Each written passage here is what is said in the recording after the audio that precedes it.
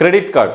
So credit card வந்து நல்லதா கெட்டதா, வாங்கலாமா வேணாமா, நிறைய பேர் வந்து அதை பற்றி தப்பாகவே சொல்கிறாங்களே, அதில் நம்மளுக்கு பெனிஃபிட்ஸ் இருக்கா இல்லையா, இந்த மாதிரி நிறைய கொஷின்ஸ் உங்கள் மைண்ட்குள்ளார இருந்துச்சுன்னா அந்த கொஷின்ஸ்க்கெல்லாம் இந்த வீடியோவில் கண்டிப்பாக உங்களுக்கு ஆன்சர் கிடைக்கும். கிரெடிட் கார்டு வாங்கலாமா வேணாமா, அது குட் ஆர் பேட், எல்லாத்தையுமே இந்த வீடியோவில் டிஸ்கஸ் பண்ணிவிட்டு ஃபைனலாக ஒரு கன்க்ளூஷன் வருவோம். வீடியோக்கு போகிறதுக்கு முன்னாடி எங்கள் சேனலை ஃபஸ்ட் டைம் பார்க்குறீங்கன்னா மறக்காமல் எங்கள் சேனலை சப்ஸ்கிரைப் பண்ணிக்கோங்க, மறக்காமல் எங்கள் இன்ஸ்டா பேஜையும் ஃபாலோ பண்ணிக்கோங்க.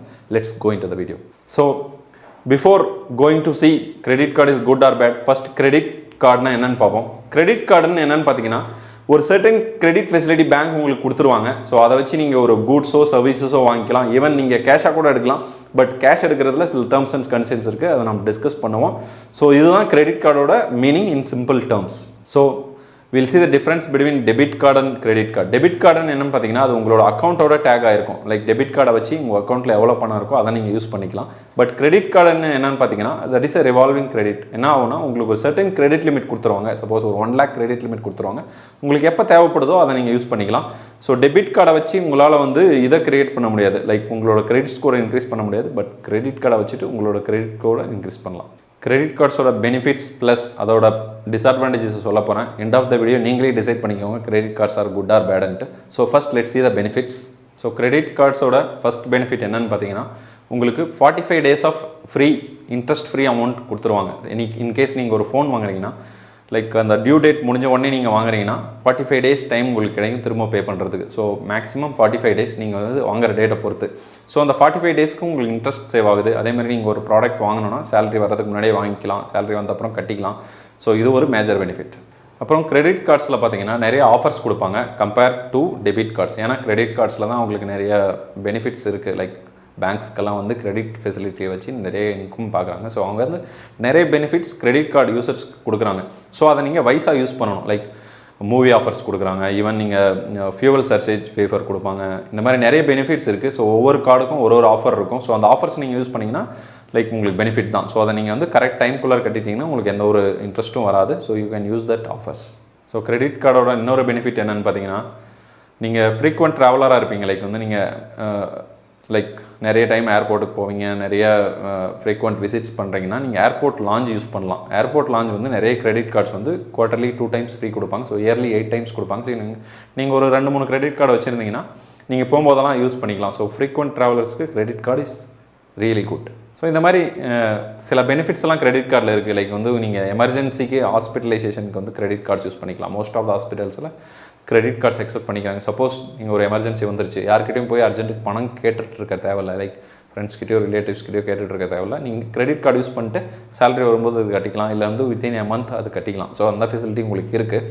இதே மாதிரி கிரெடிட் கார்ட்ஸ் யூஸ் பண்ணால் உங்களோட கிரெடிட் ஸ்கோர் இன்க்ரீஸ் ஆகும். டெபிட் கார்டு யூஸ் பண்ணால் அது இன்க்ரீஸ் ஆகாது. ஏன்னா கிரெடிட் கார்டை வச்சு உங்களோட கிரெடிட் ஸ்கோர் வந்து இம்ப்ரூவ் ஆகும், ஈவன் சிபில் ஸ்கோர் இம்ப்ரூவ் ஆகும். பட் நீங்கள் அது கரெக்ட் டைம்குள்ளே பே பண்ணணும். பே பண்ணலன்னா உங்களோட கிரெடிட் ஸ்கோர் கம்மியாகும், உங்களுக்கு லோன்ஸ் எல்லாம் கிடைக்காது.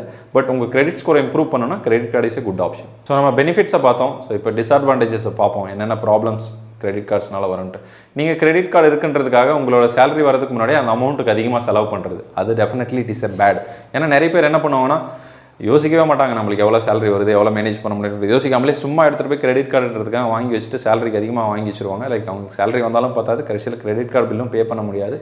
எண்ட் ஆஃப் த டே உங்களுக்கு அது ப்ராப்ளம் வரும். அதுக்கு நீங்கள் இன்ட்ரெஸ்ட் பே பண்ணுவீங்க, உங்களோட கிரெடிட் ஸ்கோர் கம்மியாயிரும். ஸோ ஃபியூச்சர் லோன்ஸ் இம்பாக்ட் பண்ணும். So there will be lot of problems if you don't pay it on time. Credit cards வச்சுருந்தீங்கன்னா இன்னொன்று, உங்களோட ஆசையை நீங்கள் கண்ட்ரோல் பண்ணவே முடியாது. ஏதோ ஒரு ஷாப்பிங் மால் போவீங்க, ஜென்ரலாக வந்து கிரெடிட் கார்டு இல்லைனா என்ன பண்ணுவீங்க, ஒரு சர்டன் லிமிட் உங்கள்கிட்ட எவ்வளோ கேஷ் இருக்கோ அதுக்கு மட்டும் வாங்கலாம்னு நினைப்பீங்க. முடிஞ்ச அளவுக்கு கண்ட்ரோல்டாக இருப்பீங்க. கிரெடிட் கார்டு இருந்தால் என்ன பண்ணுவாங்கன்னா நிறைய பேர் வந்து ஓகே வாங்கிடலாம், கிரெடிட் கார்டு தான் இருக்குது அப்படின்னு சொல்லிட்டு அதை யோசிக்கவே மாட்டாங்க.